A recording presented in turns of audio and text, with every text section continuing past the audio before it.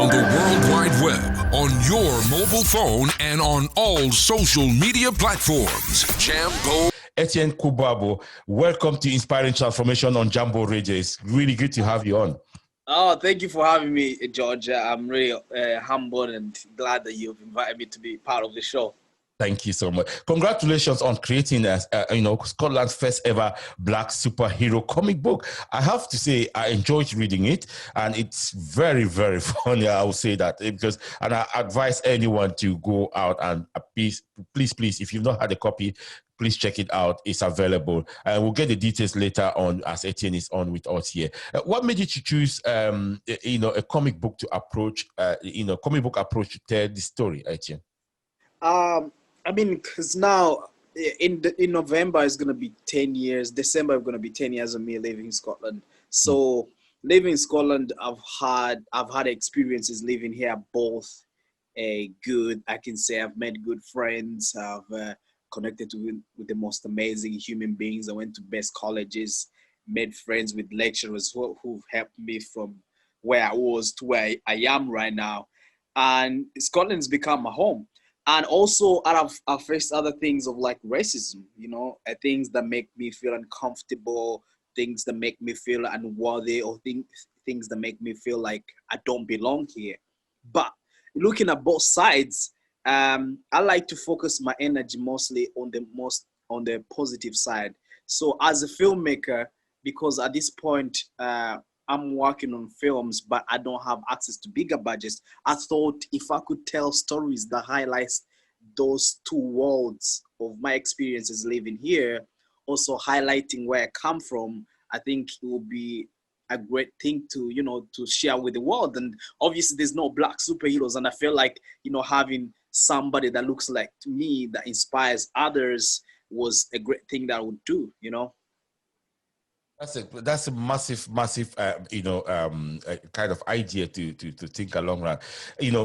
First Scotland Black superhero, that must be a lot of pressure on you to try and identify the culture that you're going to approach. I mean, in this comic book, you're basically a bit of war is focusing on in the city of Glasgow. Yeah, it is. It was quite. Before, when you start working on a project, you have a few doubts and you're like, how are people going to receive it?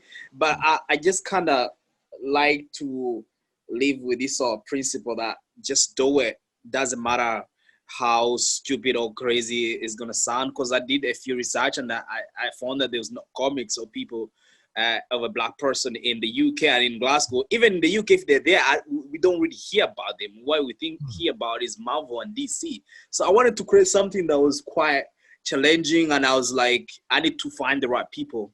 People who are not going to judge my story. People who are not going to be like, oh, we don't want to be part of this. I wanted people who were as excited and passionate as I was. And then I was like, I'm going to do it. It sounded challenging at the time, but now we did 18 months later and then it's out. I'm pretty excited. Wow, yeah. And this this story in the book is in the comic book is basically inspired by your own personal experience you mentioned earlier. Yeah. So basically, when you look at the cover of the comic book, you will see Glasgow. On the other side, where there's a blue side of the effect, and then you see another planet. So the other planet represents where I come from, my home country, but also it represents other homes of other people who have moved from Scotland. So if you're not originally born in Scotland, but you came to Scotland, that's a representation of where you come from. And then Glasgow being there, it represents where the background, the whole story is going to be. So it was a quite challenging thing to come up with, but I was really excited. I was like, you know what? If you don't tell this story, someone will tell this story. So I was like, cool, I'm just gonna do it. And I wasn't sure that it's gonna be released during the times of Black Lives Matter. So I was like, okay, we'll release it, and people were really taking it good, and people were really excited. They're like, look, we only had the Black Panther, but having somebody else from our town do something like this is really cool and inspiring. Wow, yes. You've had a lot of media attention. I know I've listened to some of your, watched some of your interviews on other media platforms. And one of the things that you keep talking about is the positive stories of your experience in Scotland. What sort of experience did you or have you had living in Scotland? I mean, like when I go to Scotland, like I would say that I go here when I was a teenager, and I grew to become a man here. And good experience it will be like, when you move to a new country, you're not sure if you're gonna fit. If you're not sure if you're gonna connect with people. You're not sure if it's gonna feel like home. So I made some really good friends, and then I think my whole growth and the whole love for Glasgow started off when I was in college, because the lecturers really spoke to me. They helped me out during my college times, and then I made a few good friends. I met a friend of mine called Steve Gallone. He's Italian, but he's also living in Scotland. So he kind of made me comfortable. He told me a few jokes, and then he liked rap music. So just the friendships that grew around me being in college and doing a few things like working on radio stations, like even meeting yourself as well, working on Radio Kilimanjaro, and allow me to have my like half an hour or to an hour show. I was like, these are things that made me feel like I belonged, and I feel like Glasgow was really welcoming, and that's what sparked it. Yeah. Your journey is quite fascinating. I think it'll be fair enough for listeners to know, your journey, from, fleeing the war in Congo and before arriving in Scotland. What sort of, what did you know about Scotland before arriving in Scotland? Or how did you arrive in Scotland? I knew about Scotland, obviously, in the books and stories, and people say, but obviously, was when I was on the plane here, I was expecting. When you see magazines in Africa, you think all cities are gonna have tall buildings. They're all gonna be like New York and everything. Yeah.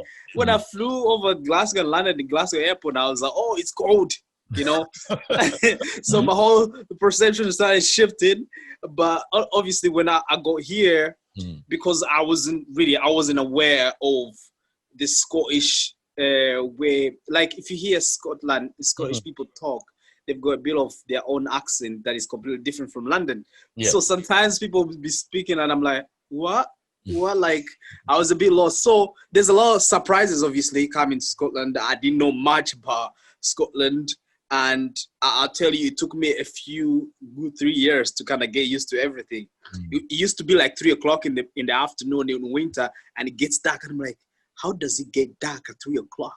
It's something I was not used to. So it's just a few experiences there and there that I go when I was here, but I had no clue about Scotland. And I mean, my mom chose it for a reason, and that's why we're all here. I was just going to ask you, now that you just mentioned your mom there, that family is very important to you, because I've heard you talk about it. And I remember, 10 years ago that I met you, you were talking about your family so much. So in the Congo, what sort of life were you growing up in? I mean, like the life was like, wake up, go to school, look after cattle, and, be the kid who goes to school, go and play with kids in the back. You know how Africa is, play, you go in the gardens, play, go fetch water, you go to your friend's house and play different games of, so the childhood was really interesting. The childhood there was really interesting, but unfortunately, due to the war and all those political injustices, just moving to Scotland gave us a more better place that was safer for us to, to go to school and feel secure and be closer and grow up to be people we are in the family and really even more closer. So it was a great opportunity. It was a great opportunity. Yeah, I know that I read somewhere, that I think it's your college website that they say, when you arrive at the college, you had very little confidence in yourself and in your own abilities, but now you've done fantastic stuff. How did you overcome, those, challenges that you were facing? Like, perhaps the culture, you were coming into a new culture, maybe your confidence was just the fact that you didn't understand some of the people, but just tell us, how did you overcome this challenges? Because you see, what I do a lot, because when I was going to college, I was seeing a few students who were like trying a few things, like working on short films, seeing great work of photographers in our course, and kids doing this radio station. And then every time I went back home, I'm like, I can't really believe I'm surrounded by all these things, but it was too overwhelming to know where to start, you know? So what I did is like, sometimes I do go to YouTube and watch a lot of inspiration videos or inspiration stories of people who have changed their lives or maybe made films or made radio stations or best podcasts. So I used to watch stories of people who started from nothing, who had really so much fear, who had some things that affected them like diseases, and they were not even in a place where there's opportunities, but they still managed to push through and, you know, get themselves somewhere. So just watching those, and then having also lecturers, they were like, Etienne, you can take the camera tomorrow. Etienne, you can use the studio anytime. And then just with time, I just became comfortable. You know, for a whole year though, I was like, I don't know. You know, the African background. You're like, I don't know what people are gonna think of me if I start making films. And then one morning I woke up, I was like, you know what? I do not want to spend the last 10 years of my life wishing that I wanted to do something and I didn't do it. So I switched my mindset straight away. I was like, if I want to do something, I need to push it through, you know? I mean, that's what makes you a man as well. Like if you decide to sit down and run an interview, run a radio station, you need to do these interviews. If you want to shoot a movie, you need to direct something through to the end. So I gave myself a challenge. I was like, for 3 months, I'm going to start working on short films, shooting weddings, shooting stuff for people for free. And then my confidence gradually grew like that, you know. And before you know it, now I've done a feature film, now there's a book, and there's more things happening. So it's very exciting stuff. Absolutely. Would you say, you know, the activities that you did, you know, like doing free stuff for people, that was a key to, that was a turning point on their confidence, isn't it? It just grew from there because because sometimes when you offer someone like a free photography or free videos for their events and everything, what you're doing, you're learning how to use these cameras. So you learn how to work in different conditions, and one day you're shooting under rain, one day you're filming inside, so different lighting. So you're getting experience as you go, and then you become confident because you meet people.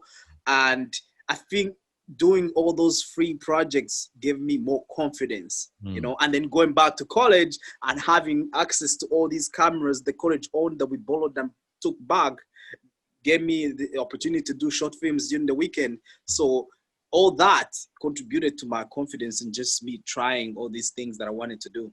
Wonderful. You know, I mean, you in comparison between me and you, I would say, you know, you're a very young person, whom I've known for a very long time, and you seem to be really focused. And you've come into Glasgow, a city where a lot of young Black people like yourself really struggle to stay focused in studies, in any activity that they want to do. What was the difference from you? What kept your focus? What made you that you didn't fall out of you know, college and, you know, even pursuing your career, which you've done so well now? I mean, George, like, you know, moving from a country where I come from and coming to Scotland, for us, this is like the promised land, you know what I mean? So when I came to the UK, I was like, I'm not gonna sit here and become a nuisance or useless boy to my family or to my mom, who's sacrificed everything for us to be here. So I had that at the back of my mind, and I always wanted to strive. And as long as I can remember, when I was 20 years old, I was just in the bus carrying cameras, tripods. I always wanted to create something that will be of meaning to the world and inspire other people, you know. But obviously it's taken me long to find that being a filmmaker and a writer is my thing. But I've always wanted to tell a story or to do something that would change the world. And what kept my focus as well is, like, I think my life experience prior, before I came to the UK, and I got this opportunity to be here, to be safe, to have free healthcare, and then to be able to wake up and go to college, you know. And so I didn't take I didn't take all that for granted. I didn't take that for granted. So I used all those life experiences and then I put them in everything I wanted to do because I want to inspire people. I want to inspire some kids who are somewhere 10 years old trying to figure out what they want to do. When they read my book or when they watch the movie and they be like, oh, if I can't excel maybe in film, I can try something else that I find really passionate, that I really want to do, I know, and create a legacy. I'm all about creating legacy. Like if I'm gone, you know, years from now, what would they remember Etienne for? You know, that's what I always think about. I just don't want to exist without purpose. So I always use that to kind of keep my drive going. Wow. Would you say, is family very important in your journey, Etienne? Yeah, very. Like, what could have happened with me without family? My mom, my sisters, my brothers, like we're really close. Like when we meet for like a family dinner, we have to always dance and then talk about what everybody's doing, you know. And my family, they just been supportive. My mom, she just left all of us to kind of go and find ourselves, and she just always there to listen and support you. She always supports you even indirectly, you know. This woman is amazing, and I can say that she's made us who we are. Like the man I am, my brother, my sister, she's a really strong woman. So when we look at her and the way how hard she works, that kind of goes through us, and automatically everybody, my brothers are doing his thing, my sister's there doing his thing, and you know, family is it's a core to everything that I'm doing actually. Now, in the comic book, Bits of War, you touch on the Glasgow city's violent past. Yeah. You know, how much of the history of the Glasgow's violent past do you know, or did you know? Yeah, George, I've done some research. You know, all the gangs that were in Glasgow in 1930s, 40s, you know, and then I've kind of highlighted with the police brutality of things that are going on in the world right now, you know. And so I went and did my research to make sure that if I'm telling a story in a fictional way, people here and people around the world can connect and relate to it. And if they go and do a bit of research, they'll be like, oh, actually, this is it. This is true. Yeah. That's fantastic. I mean, the history is not even too long, because we've had recent cases of police brutality, not just in America but also right here in Scotland, we've lost Shako Bayo, and even back in the 80s, when they've lost quite a few people black people in custody on mysterious circumstances where they've not been any proper explanation. Have you had experience of violence as well in Glasgow? I wouldn't say violence. I would say police brutality. Like, dude, one time I'll give you my good experience. My car had a problem, so I had to go and take it to a service. So I got this 2019 Benz given to me as a courtesy car. Within 4 days, I owned that car. It was a courtesy car. I got stopped 7 times. 4 times by the same police people. You know, can a black man not drive a very expensive car? Like, I was like, dude, we spoke about 2 hours ago and you're still stopping me, asking me if I own this car. You know? So there's a lot of things that happened to me that have made me uncomfortable. Even like somebody following you around in a shop. Like, you can't afford glasses, or you can't afford this type of jacket that you're trying to get.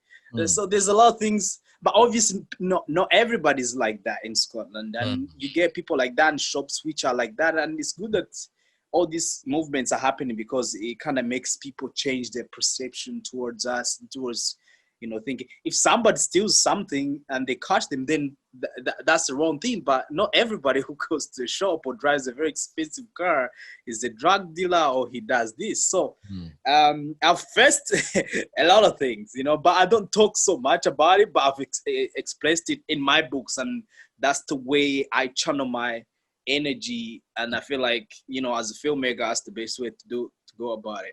Absolutely. I know there's so much we have in common, Etienne. But another one thing that I need to highlight in this interview, that as you are also a DJ, as well as a filmmaker. I was Yes. also a DJ, and then, Yeah. before becoming a broadcaster. So tell us about your DJ journey. What sort of stuff do you do? Do you still do DJing after all this? So much going on in your plate there. Yes, I still do DJ because DJing is kind of part of how I actually got the character. Mm, Because I used to DJ in clubs, but I always say to myself, George, there's a lot of black DJs and white DJs, but what makes me unique from everybody, mm, right? mm, Then I realized that music is the one thing, because I used to come a few shows when you're DJing, and I'm DJing at some point, mm, and people are together. You see black people, white people, Spanish, Asian, and they're all together enjoying music, and the love is there. And that I noticed that time that music is the one universal language that we all speak. Doesn't matter if somebody is racist or does not like a black person or an Asian person. When you're all together and you agree upon a genre of music, or an artist who's playing, or a DJ is playing, everybody's having a good time. yeah. And it seems to bring people together. So I still do it. I still do a few festivals now and then with a few friends. Mm, And obviously, I don't think I'll stop DJing, because I like the whole idea of bringing people together. And you know yourself, if you put a good Cameroon music or a good Congolese or Nigerian track and everybody's dancing, your job is done. You've yeah. kind of Yeah. uplifted people and everybody's happy. Yeah. So the DJ part is still there. And I don't think that's why the character's got a DJ name, because Yeah. he figures he connects with humans through music, Mm, because his planet does not have music. mm, So that's the other element that I wanted to include it, because I always felt like deep love for music and cinema, mm, because you all know that if you go to the cinema and watch a movie, music is gotta play a part in the film. mm. So that's how I wanted to incorporate those two. So to answer your question, I'm still DJing, and I will not stop DJing. Is DJ more like a hobby to you? Or? Yes, yeah, it's a hobby. It's a Mm, hobby.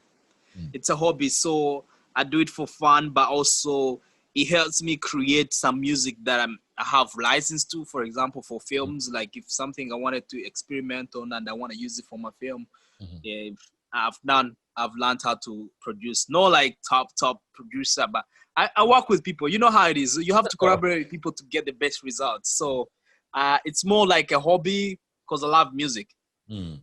Somebody listening to you now, Etienne, will be saying, this guy is, he's quite lucky guy. He's got the ability to move around, because you go filming in Ibiza, you travel the world to film stuff, and you do things like that. Would you say it's down to that or hard work? I feel like it's hard work, man. Mm, Like if you want to do something, you just have to focus and do it, and hard work. I mean, and you still need to be passionate about it. I mean, I can tell you that I was filming for like straight 5 years in Scotland. I'd never left in Scotland, but because I've done a lot of projects that were good, clients have come from there. Friends who live abroad, I've made friends abroad in New York, Atlanta. So I can film and travel and do that. So it's the hard work, it's the connection, and make sure all your stuff is good. Like every time I do a project, I always want to make it better than my previous project, you mhm. know. And yeah, I'm pretty excited. I think hard work is the main important thing. You have to want to do it. You know, you cannot call me and you want me to film something for you, George, and we agreed at 2 p.m. and I show up at 4. Like, will you hire me again? No.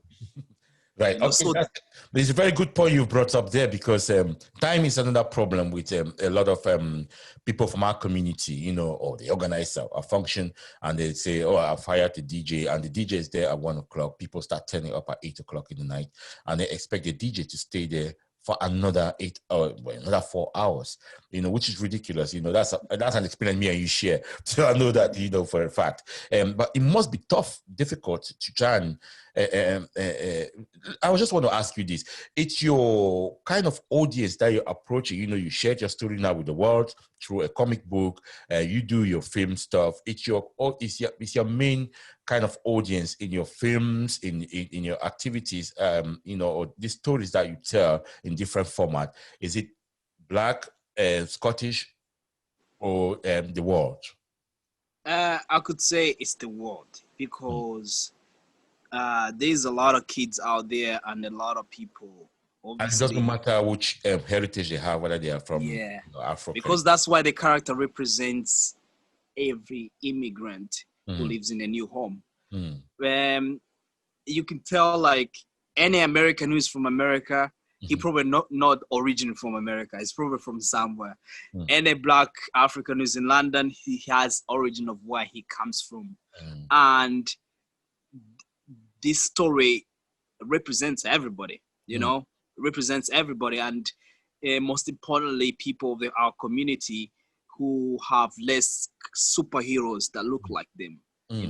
You want kids who love Batman, Spider-Man, and Superman to look at this character and be like, oh, especially if they're black, oh, there's another character that actually looks like me. It empowers them.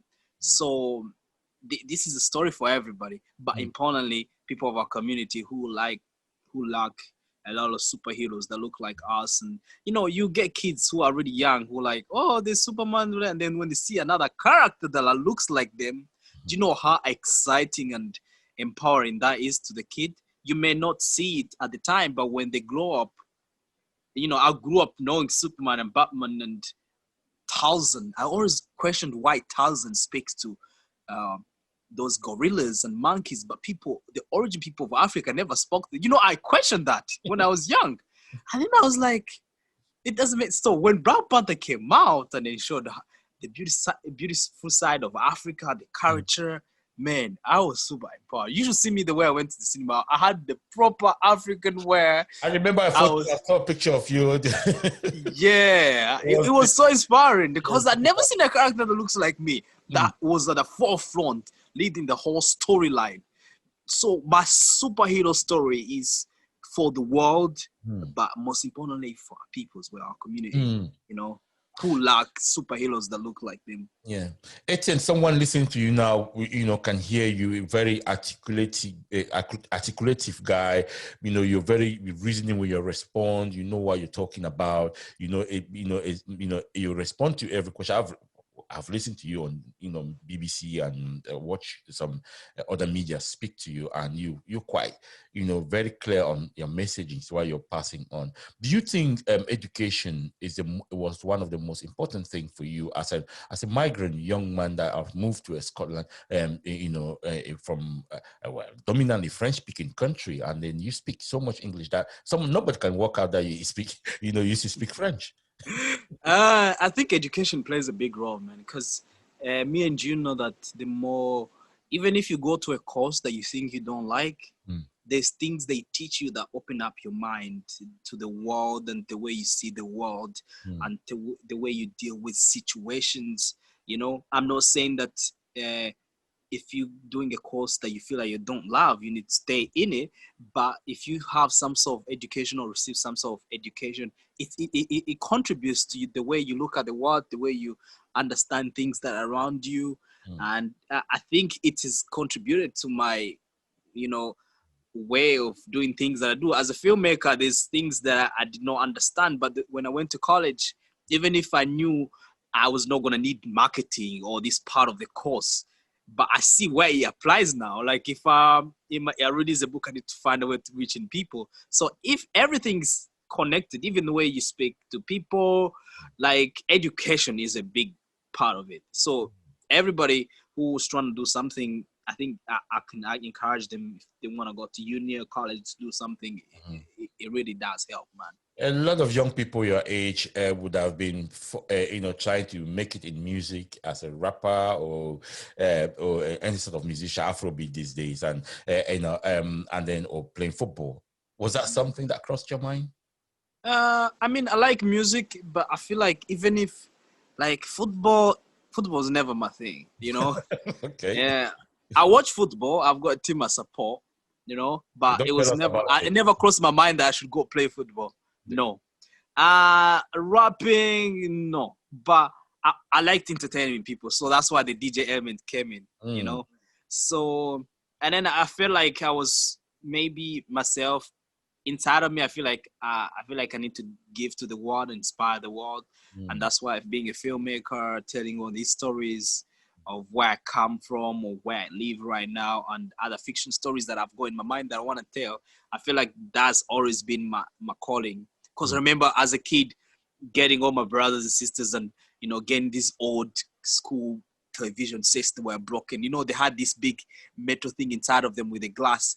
We had one that was broken back home at the back of our house. So I could tell my brothers to kind of, chill in the grass, and then I'll pretend to be a news anchor, and then I start reading fake news to them. So I always wanted to entertain and just tell this, I remember doing that, and I'm like, this started all back in the day, Yeah. Yeah. So like, yeah, you have to like, just go for it, Yeah. No, absolutely. The reason I asked that question, because you, as a young man, I have to say that you're under 30. You've done so much with your career. You've stayed focused in going to college at the age of 19 that you've just moved to the country. A lot of people have had the same journey as you. And you live in, in Glasgow, it's all about, young people your age, trying to find a niche, What would you say to them? People still struggling to get, to break through to something. Or they are really, you're doing stuff that you like, you DJ, you're doing films, it's something that you've always liked. But a lot of people have not managed to get through that. So what would you say to them, and what do you think was the turning point that pushed you to your right path, that you got the exposure? Was it just the fact that because you were dreaming about these things in Africa, when you came now to Scotland, you were exposed to them, and then you took the opportunity, which other people have not taken because they've pursued a different path? What would be your advice? I feel like for me, I always George, for me, I wanted to do something that excites me. Like if you put me to do something that does not excite me, I'll probably be depressed straight away. And I feel like everybody, doesn't matter what kind of job that you want to do. If you want to be a filmmaker, you want to work in a bank, you want to do a marketing person, you want to play football, be a rapper. If something excites you and you feel like that's what you really want to do, go for it. Doesn't matter how stupid it sounds. Find some people who will give you advice on the right way to go about it. If you need to receive some sort of education, if you need some sort of training, if you need some sort of backup just in case it does not happen. But just if you feel like it's something you're passionate about and you really want to do, just do it. Just do it. Because I feel like if you do the best work and put some craft out there, if you want to be a YouTuber, and be consistent with everything, because just do it. And if you're doing the right thing, I can tell you, people always connect with you with time. It takes time, but people always connect with you. You mentioned about backup there, but if we look through what you're doing, you have so many things that you can fall back to. If your creative filmmaking career falls apart, you can still stick on as a DJ and still make some money, obviously, out of that. But is backup very important? And did you have a backup? Say if everything falls apart, what was your backup? My backup, I would not say. I always say that my backup is something I still loved, like a hobby, because, dude, I'll be honest with you, like, you do interviews on radio. Like, I know for sure you enjoy doing that. You even, when you're doing something you like, you don't feel like you even put so much effort because it comes natural to you, So as my backup, I went and DJ'd. Sometimes I did some like cleaning jobs, but when I was doing the cleaning jobs, I was not happy. I was always pissed off at anybody trying to get home quickly to go and edit my short film and produce my music. So even if it's like something someone is doing, like a voluntary thing for work experience in a company that he thinks maybe he wants to do, like if someone wants to be a filmmaker, or they want to be a radio presenter, or they want to work for a newspaper, they can look for organizations that are looking for people to volunteer and do work for them as a volunteer. Sometimes volunteers get paid a small fee, so that could be a good something to fall back on and make contacts as you go.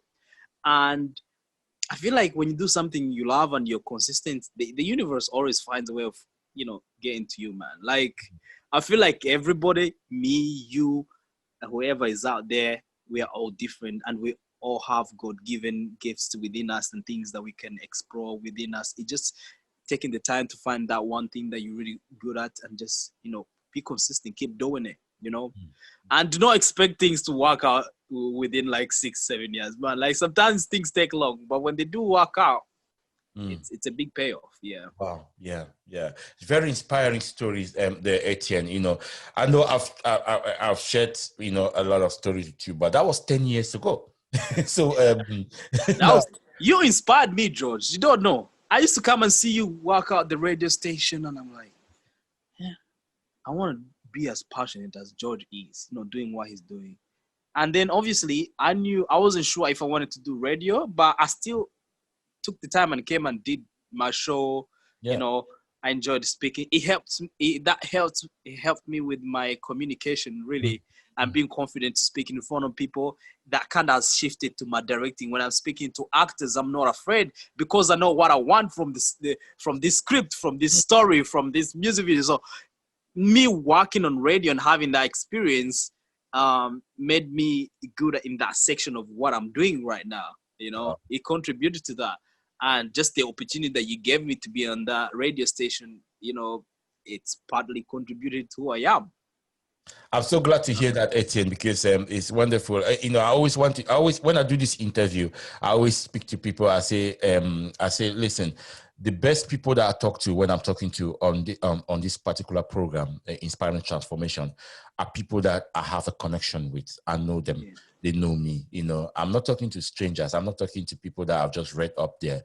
They have just done some bit of research about them and then talk to them. No, I talk to people that I know their story. They know my story. We share something in common. So that's what I've done. Stuart Kashmir, I spoke to him. I've known him since I used to know him as SK. So when we were talking to him, I was saying, we were talking things back in Glasgow then, and me and you still got the same thing. We're talking about the same city, but from different perspectives, so it's quite good. Do you think a lot has changed from 10 years ago when you moved to the city, to Glasgow? I think a lot has changed. You mean for me or just for the city? Well, I think I'm trying to think for you. Of course, a lot has changed. I can't ask you that question. A lot has changed 10 years. When you read your story and we hear, what you're saying. But I'm talking about for the city. When you moved here 10 years ago, do you think a lot has changed? Like, you've seen, like, what sort of things has changed? In terms of people's attitude and in line of your work. I feel like things have changed, actually. Starting to how the city is developed, you've seen a lot of films shot in Glasgow, and then you've seen a lot of opportunities that have gone to side of people who are involved in film, playing as extras. These things have changed from there.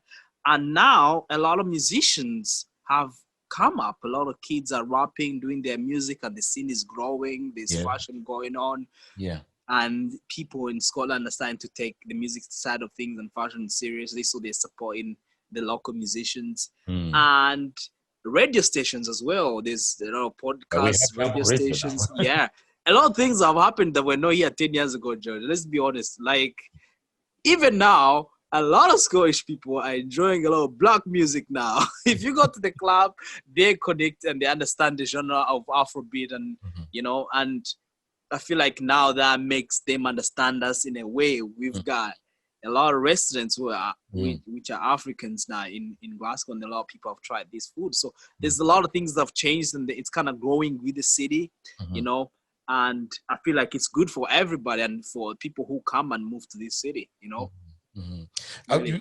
Let's talk to a younger Etienne Kubwabo, at the age of 19. Aspiring to be a filmmaker, didn't have much confidence at the time before he went to Clydebank College, which is now West College. Why were you thinking that if you don't go for it? I know you've mentioned this before, but the point I'm driving to is because you've said to other media platforms that your mom wanted you to be an accountant. Yeah, because I'm good with maths, so she thought that I was gonna be in the bank or somewhere working for a financial company. Was she disappointed when you pursued film? Oh my God, I think she was gonna feel bad when she sees all these interviews. But we've spoken about it with her. She's laughed about it. And then when I invited her to college, when I had won an award for a best film and documentary, or I think music video, I'm not sure, I don't remember. And then she's kind of changed, saying, "Oh, actually, maybe he might be pull up for this." Yeah. You know,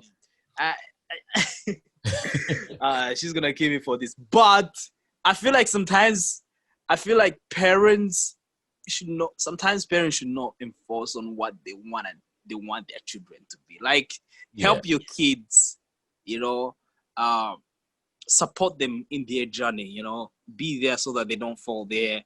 And, give them all the support they need in what they figure out that they want to do. Obviously, as long as it's not bad for the community. I'm not supporting anything that is bad for the community. But the one thing that made me focus on that, I watched this documentary about this guy. And then he was like in 65. And then he was like, he really wanted to do, there's a part of a career. Yeah, he was a director, but he was a director of a company, but he didn't like the job he was doing. But at the time he was really young, and then he really badly wanted to go and shoot commercials for like radio stations and big television networks in America. And then he kept having this thing back on his mind, but he never get to do it because he was like, I don't know what my family are going to think. I don't know what people will think of me. I don't even know if I can pull it off. And then he said when he was 65, he sat in his living room, him and his wife, and then the exact idea he had of this commercial he wanted to shoot for a company that he never got to do because he was not confident enough. He saw the same advert on TV. So somebody else had that idea. So he said in his interview, he's like, sometimes if you want to do things in life and you don't do it, or if you get an idea and you don't do it, the universe or God passes it on to somebody else. And there's a lot of people who have passed away and who are old who look back, and this is him speaking, who will look back and they feel like, oh, I wish I did this. I wish I shot that movie. I wish I did this radio interview. I wish I went to do this course and become a doctor. I wish I went to do this that I wanted to do. So there's a lot of wishes and a lot of old people with things they really wanted to do. And he says his advice was like, if you're a young man and you've got something you really want to do, man, if you don't do it, that will be passed on to somebody else, And that, George, can I tell you, I seen that like about 7-8 years ago. That stuck in my head. Wow. Right. And then I'm like, if I don't do it, somebody else is going to do it, And like, I don't want my kids to come and start where I started, I've had a bit of struggle there and there, but I want to set a legacy. So when they come, they're going to start even a little higher than I stopped, So just looking at things in that way, I feel like it should be someone's F's drive. Like, I just don't want to have kids and then they're going to come and start from lower than me. Come on, man. Like, that's legacy. If you want a kid to come after you, George, you want him to be, and he wants to do the same thing you're doing, you want him top producer on radio station or big radio station, if he chooses that line of work. So just creating that legacy and, inspiring people, that's the start of that. So my mind has always been like, I'm going to do it. After I watched that interview, I've always been motivated. Wow. I've always been motivated. I'm like, no one is taking my idea. When I had the idea to do the black superhero, I was like, you know what? I'm going to do it. I don't care about other big studios or that own these big IPs or big superheroes. I'm just going to do it as an ordinary guy. And I want to connect with people in this way. I want people to read the comic book and feel like, oh, this is our city. Oh, this was created by somebody from down the road. So it's the 19-year-old me, it just would not be as inspired as I am right now. But after I watched that at 2021, I was like, my head just became different. Like, as a creative person, a person who comes up with stuff, I guess like creative people as us, we are weird in a way. But you have to be weird to be able to, to do these things, Yeah. So yeah, I was gonna ask you, when you mentioned God there, and I know that you're a very family focused oriented guy. At the moment, you circle around your family so much. You mentioned that. Was your mom disappointed that you did not become an accountant, and then she just thought, right, okay, this guy? actually, Were you a stubborn boy? Were you being a bad boy? I think I was a little bit of bad boy, but my mom needs a bit of challenge, Okay. She needs a bit of challenge. If you can show her that what you're doing is better than what she's trying to tell you to do, she'll do it and she'll support you. Like, ever since she's bought my books, she's come to my shows and everything. Oh, she's on. Like, she's never disappointed. Now I know she's super proud seeing all these things, and it needed a bit of convincing for her to come on board, And I guess sometimes, yourself, if there's a friend of mine who is a producer in Africa, he tried to be a producer and his mom was like, please do not bring this thing in the house, that will not do. You have to be an accountant or a lawyer. Now when the guy became a big producer, now he's paying mommy's bills, helping mom with this and this and that. They are hugging him because obviously he's doing a change. And as a man, you're meant to provide for your family and not become, a disappointment. And when parents see that, they will support you. Sometimes parents have doubts, and I can't really blame them. Like, is that really what I want my children to do? But if your child proves you wrong and says you, okay, dad, this is what I want to do, mom, this is what I want to do, and they see you excelling, they always support. They always support. Yeah. On the part that you mentioned, you keep mentioning, you said something there when you were narrating the story of the 65-year-old man who had his picture, 65 years, maybe years prior to 65 years later, to see the adverts, the same idea that it came up on TV. Now, you were saying something there, which you say, well, the way it works is if you don't do it, somebody else is going to do it, and God is going to pass it on. Is that?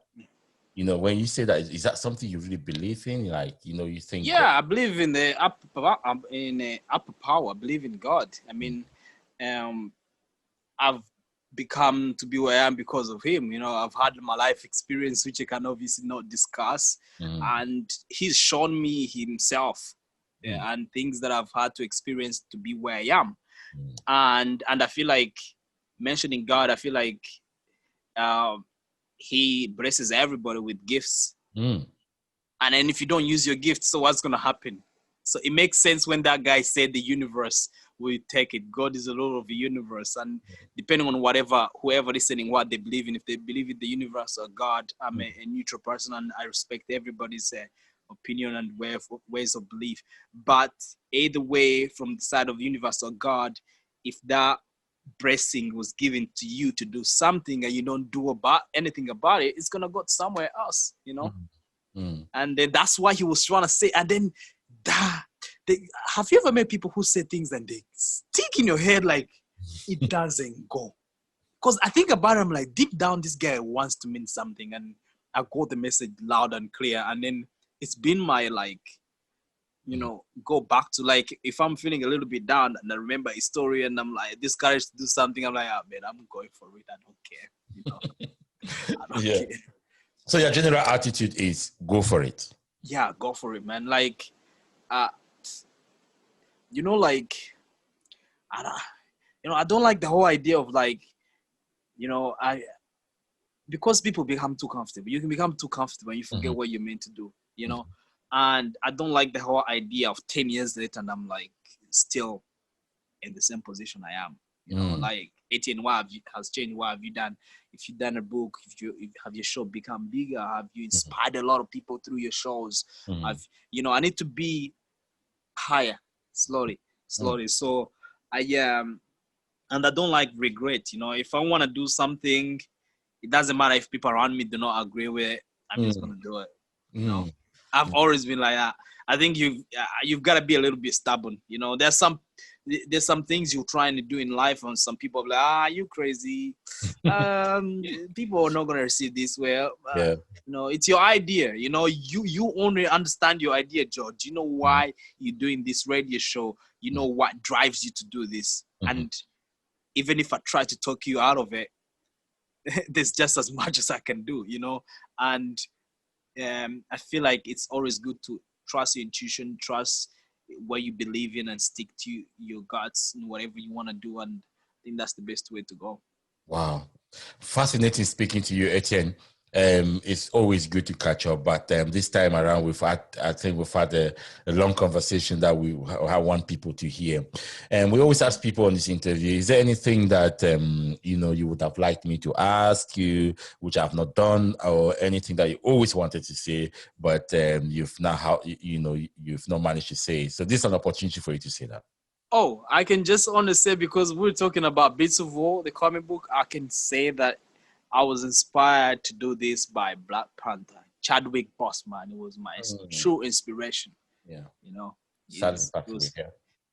He was my true inspiration, man. And then when that happened last week, I was in shock. I was on a shoot somewhere in the countryside, and for 2 hours, I was like, oh, life.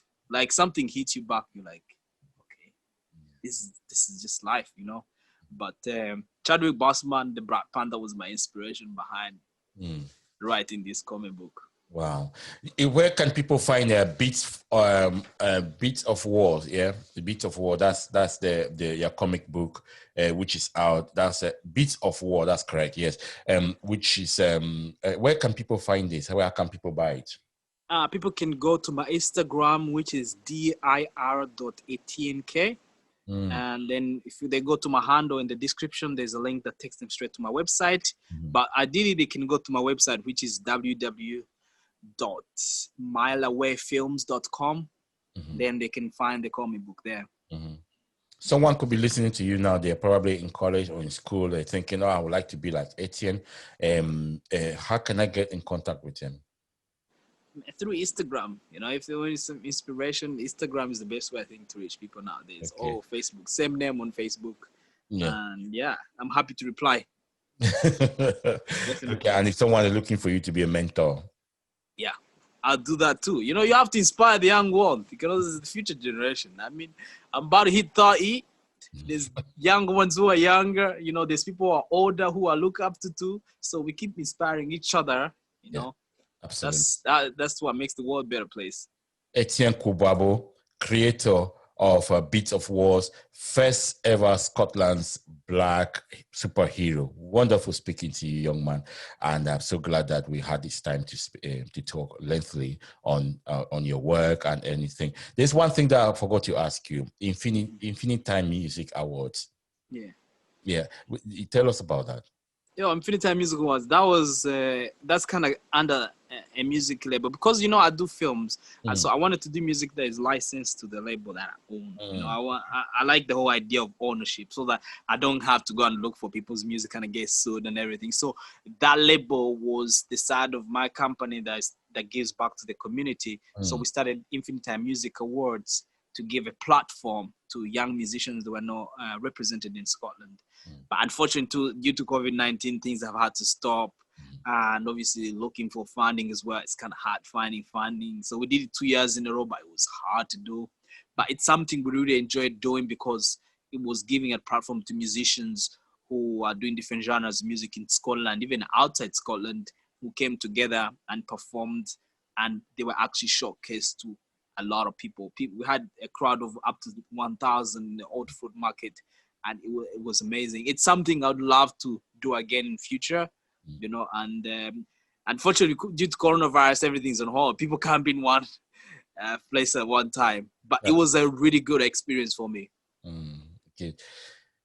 Etienne Kubwabo, creator, Scotland's first ever Black superhero comic book. Thank you so much for talking to Jambo Radio.